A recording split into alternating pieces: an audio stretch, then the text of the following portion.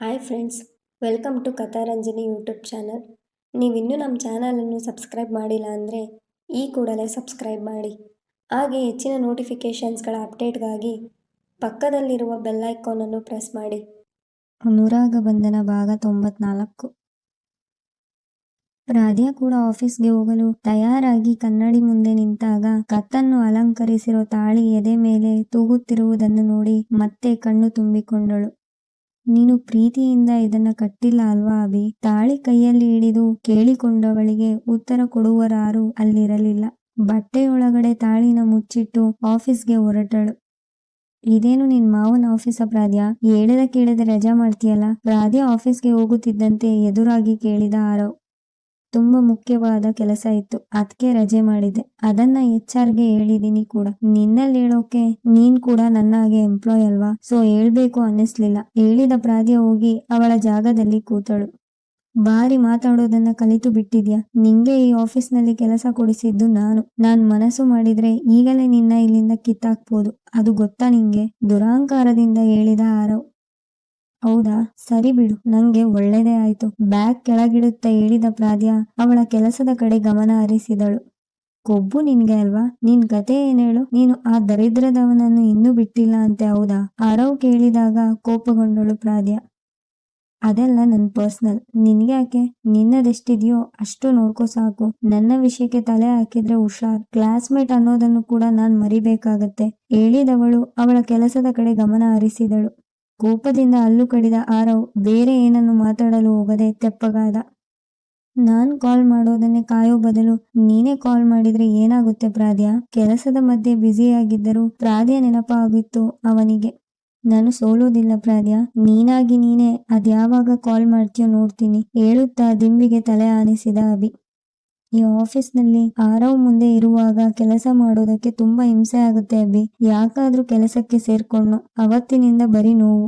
ಅಭಿ, ನಿಂಗೂ ನನ್ನ ನೋವು ಅರ್ಥ ಆಗಲ್ಲ ಅಲ್ವಾ? ಇಲ್ಲಿ ಕೆಲಸ ಬಿಟ್ಟು ಬೇರೆ ಕಡೆ ಕೆಲಸ ನೋಡೋಣ ಅಂದ್ರೆ ಭಯ ಆಗುತ್ತೆ. ಬೇರೆ ಕೆಲಸ ಸಿಗದೆ ಹೋದ್ರೆ ಏನ್ ಮಾಡ್ಲಿ ಅಂತ ಯೋಚನೆ ಆಗುತ್ತೆ. ಸಾಯುವಷ್ಟು ಧೈರ್ಯ ಇಲ್ಲ, ಬದುಕ್ಬೇಕಲ್ಲ, ಅದಕ್ಕೋಸ್ಕರ ದುಡಿಲೇಬೇಕು.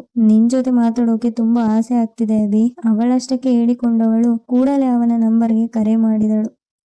ಅದೇ ಸಮಯಕ್ಕೆ ಅವನು ಬೇರೆ ಯಾರಿಗೂ ಕರೆ ಮಾಡುತ್ತಿದ್ದರಿಂದ ಅವನ ನಂಬರ್ ಬ್ಯುಸಿ ಬರುತ್ತಿತ್ತು. ಫೋನ್ ಇಟ್ಟು ಅವನ ಬಗ್ಗೆಯೇ ಯೋಚಿಸುತ್ತಾ ಕೂತಳು. ಏನಾಯ್ತು ಹೇಳಿ ರಾಘವ್? ಮಾತಾಡೋದಿದೆ ಅಂತ ಕರೆದು ಈಗ ಸುಮ್ಮನೆ ಇದ್ದೀರಲ್ಲ? ಇಷ್ಟಕ್ಕೂ ನಿಮಗೆ ನನ್ನಲ್ಲಿ ಮಾತಾಡುವಂಥದ್ದು ಏನಿದೆ ಅಂತ ಗೊತ್ತಾಗ್ಲಿಲ್ಲ, ಹೇಳಿದಳು ದೀಪ್ತಿ. ದೀಪ್ತಿ ಹೊರದೇಶಕ್ಕೆ ಹೋಗುವ ಮುನ್ನ ಅವನ ಮನದ ಇಂಗಿತವನ್ನು ಅವಳಲ್ಲಿ ಹೇಳಲು ನಿರ್ಧರಿಸಿದ ರಾಘವ್ ಅವಳಿಗೆ ಕರೆ ಮಾಡಿ ಮನೆ ಹತ್ತಿರದ ದೇವಸ್ಥಾನಕ್ಕೆ ಕರೆಸಿಕೊಂಡಿದ್ದ. ಕರೆಸಿಕೊಳ್ಳುವಾಗ ಇದ್ದ ಧೈರ್ಯ ಅವಳು ಬಂದ ಮೇಲೆ ಇರಲಿಲ್ಲ. ಅವಳು ಬಂದು ಸುಮಾರು ಹೊತ್ತಾದರೂ ಅವನೇನು ಹೇಳದೆ ಇದ್ದುದಕ್ಕೆ ಕೇಳಿದಳು ದೀಪ್ತಿ. ಅದು ಹೇಗೆ ಹೇಳೋದು ಅಂತ ಗೊತ್ತಾಗ್ತಿಲ್ಲ, ವಿಷಯ ಹೇಳಲು ಚಡಪಡಿಸಿದ ರಾಘವ್.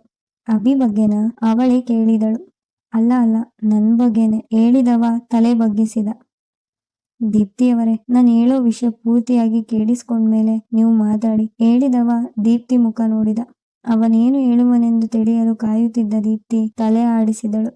ದೀಪ್ತಿಯವರೇ, ಯಾಕೋ ಗೊತ್ತಿಲ್ಲ, ಮೊದಲ ಬಾರಿ ನಿಮ್ಮನ್ನು ನೋಡಿದಾಗ ನಿಮ್ಮ ಬಗ್ಗೆ ತಿಳ್ಕೊಳ್ಳೋ ಆಸಕ್ತಿ ಉಂಟಾಯ್ತು. ಅಭಿ ಹತ್ತಿರ ಸ್ವಲ್ಪ ಸ್ವಲ್ಪವೇ ನಿಮ್ಮ ಬಗ್ಗೆ ಕೇಳಿ ತಿಳ್ಕೊಂಡೆ. ನಿಮ್ಮ ಬಗ್ಗೆ ಪೂರ್ತಿಯಾಗಿ ಗೊತ್ತಾದ ಮೇಲೆ ಅದುವರೆಗೂ ನಿಮ್ಮ ಮೇಲಿದ್ದ ಅನುಕಂಪ ಅದ್ಯಾವಾಗ ಪ್ರೀತಿಗೆ ತಿರುಗಿತೋ ಗೊತ್ತಾಗಲಿಲ್ಲ. ನಿಮ್ಮ ಜೀವನದಲ್ಲಿ ಜೊತೆಯಾಗ್ಬೇಕು, ನಿಮಗೊಬ್ಬ ಒಳ್ಳೆ ಸಂಗಾತಿ ಆಗ್ಬೇಕು, ನಿಮ್ಮ ಕಷ್ಟ ಸುಖದಲ್ಲಿ ಸದಾ ಜೊತೆಗಿರ್ಬೇಕು ಅಂತ ನಿರ್ಧಾರ ಮಾಡಿದೀನಿ. ನಿಮ್ ಹಳೆಯ ಜೀವನದ ಬಗ್ಗೆ ಯಾವತ್ತೂ ನೆನಪಾಗದ ಹಾಗೆ ನಿಮ್ಮನ್ನು ಚೆನ್ನಾಗಿ ನೋಡ್ಕೊಂತೀನಿ. ನೀವು ನನ್ನ ಪ್ರೀತಿನ ಒಪ್ಪಿಕೊಂಡರೆ ಸಾಕು. ನನ್ನ ಮನೆಯವರನ್ನ, ನಿಮ್ ಮನೆಯವರನ್ನ ಅಭಿನ ನಾನು ಒಪ್ಪಿಸ್ತೀನಿ, ಹೇಳಿ ದೀಪ್ತಿ ಮುಖ ನೋಡಿದ ರಾಘವ್. ಕಣ್ಣಲ್ಲಿ ನೀರು ತುಂಬಿಕೊಂಡಿದ್ದ ದೀಪ್ತಿ ತಗ್ಗಿಸಿದ ತಲೆ ಮೇಲೆತ್ತಲಿಲ್ಲ. ಪ್ಲೀಸ್ ಏನಾದ್ರೂ ಮಾತಾಡಿ ದೀಪ್ತಿಯವರೇ, ಅವಳು ಮೌನವಾಗಿ ಇರೋದನ್ನ ನೋಡಿ ಹೇಳಿದ. ಒಂಟಿಯಾಗಿದ್ದೀನಿ ಅಂತ ಅಡ್ವಾಂಟೇಜ್ ತಗೊಳ್ಳೋಕೆ ನೋಡ್ತಾ ಇದ್ದೀರಾ? ನೀವು ಹೀಗೆ ಅಂತ ಗೊತ್ತಿರ್ಲಿಲ್ಲ ನಂಗೆ. ಪ್ರೀತಿ ಪ್ರೇಮ ಅಂತ ಹೇಳಿದ್ರೆ ಮರುಳಾಗ್ತೀನಿ ಅಂತ ತಿಳ್ಕೊಬೇಡಿ. ಇದೇ ಕೊನೆ, ಮತ್ತೆ ಯಾವತ್ತೂ ನನ್ ಮಾತಾಡಿಸೋ ಪ್ರಯತ್ನ ಮಾಡ್ಬೇಡಿ. ನಿಮ್ಮ ಮೇಲಿದ್ದ ಒಳ್ಳೆ ಭಾವನೆ ಕೂಡ ಸತ್ತು ಹೋಯ್ತು, ಹೇಳಿದ ದೀಪ್ತಿ ಅಲ್ಲಿ ಕ್ಷಣವೂ ನಿಲ್ಲದೆ ಹೋದಳು. ರಾಘವ್ಗೆ ಏನು ಹೇಳಬೇಕು ತೋಚಲಿಲ್ಲ. ದೀಪ್ತಿ ಹೋಗುವವರೆಗೂ ನೋಡುತ್ತಾ ನಿಂತವ ಒಂದೆಡೆ ಹೋಗಿ ಕೂತ. ದೇವ್ರೆ, ದೀಪ್ತಿ ಅವರು ನನ್ನನ್ನ ಅಪಾರ್ಥ ಮಾಡ್ಕೊಂಡ್ರು. ಅವರನ್ನ ನಾನು ನಿಜವಾಗ್ಲೂ ತುಂಬಾ ಪ್ರೀತಿಸ್ತೀನಿ. ಅವರಿಗೆ ಇದನ್ನ ಹೇಗ್ ಅರ್ಥ ಮಾಡಿಸಲಿ? ದೀಪ್ತಿ ಅವರ ಜೊತೆ ಮಾತಾಡೋ ಮೊದಲು ನಾನು ಅಭಿ ಜೊತೆ ಮಾತಾಡ್ಬೇಕಿತ್ತು. ತಪ್ಪು ಮಾಡಿದೆ ನಾನು. ರಾತ್ರಿಯವರೆಗೂ ಒಂದೇ ಕಡೆ ಕೂತು ಯೋಚಿಸುತ್ತಿದ್ದ ರಾಘವ್ಗೆ ತಾಯಿಯಿಂದ ಕರೆ ಬಂದಾಗ ಮನೆ ಕಡೆ ಹೊರಟಿದ್ದ. ಅಕ್ಕ, ಯಾಕೆ ಒಂಥರ ಇದ್ದೀರಿ? ಏನಾಯ್ತು? ಮಂಕಾಗಿ ಕೂತಿದ್ದ ದೀಪ್ತಿನ ನೋಡಿ ಕೇಳಿದಳು ಪ್ರಾದ್ಯ. ಯಾಕಿಲ್ಲ, ಸುಮ್ನೆ ಬಾ ಕೂತ್ಕೋ, ಅವಳ ಪಕ್ಕ ಕೂರಲು ಹೇಳಿದಳು ದೀಪ್ತಿ. ಏನಾಯ್ತು ಅಕ್ಕ? ಮತ್ತೆ ಕೇಳಿದಳು ಪ್ರಾದ್ಯ. ಏನಿಲ್ಲ, ಅಜ್ಜಿ ಫೋನ್ ಮಾಡಿದ್ರು, ಊರಿಗೆ ಬರೋ ಕೇಳಿದ್ರು. ಸಮರ್ಥ್ನ ಹೆಂಡತಿಗೆ ಸೀಮಂತ ಅಂತೆ, ಹೇಳಿದಳು ದೀಪ್ತಿ. ಹೌದಾ, ಹೋಗ್ಬನ್ನಿ ಅಕ್ಕ, ಹೇಳಿದಳು ಪ್ರಾದ್ಯ. ಸ್ಕಂದನಿಗೂ ನನ್ಗೂ ಡಿವೋರ್ಸ್ ಆಗಿದೆ. ಆಗಿರುವಾಗ ಆ ಮನೆಗೆ ನಾನು ಹೇಗೆ ಹೋಗ್ಲಿ? ಕೇಳಿದಾಗ, ನೀವು ಅವರನ್ನ ಮದುವೆ ಆಗದೇ ಇದ್ರು ಆ ಮನೆ ನಿಮ್ಮ ಅತ್ತೆ ಮನೆ ಆಗಿರ್ತಾ ಇತ್ತು ಅಲ್ವಾ? ಈಗಲೂ ಹಾಗೆ ಅಂದ್ಕೊಂಡು ಹೋಗಿ. ಈಗ ನೀವು ಹೋಗದೇ ಇದ್ರೆ ಮುಂದೆ ಯಾವತ್ತೂ ಆ ಮನೆಗೆ ಹೋಗೋಕೆ ಆಗಲ್ಲ ಅಕ್ಕ. ಅದು ನಿಮ್ಮ ಸೋದರತ್ತೆ ಮನೆ ಅಂದ್ಕೊಂಡು ಹೋಗಿ, ಹೇಳಿದಳು ಪ್ರಾದ್ಯ. ಕತೆ ಮುಂದುವರಿಯುವುದು. ನಿಮಗೆಲ್ಲ ಈ ಕತೆ ಇಷ್ಟವಾಗಿದ್ದೆ ಎಂದು ಭಾವಿಸ್ತೇನೆ. ಕತೆ ಇಷ್ಟವಾಗಿದ್ದಲ್ಲಿ ಲೈಕ್ ಮಾಡಿ, ಕಮೆಂಟ್ ಮಾಡಿ, ಶೇರ್ ಮಾಡಿ. ಧನ್ಯವಾದಗಳು.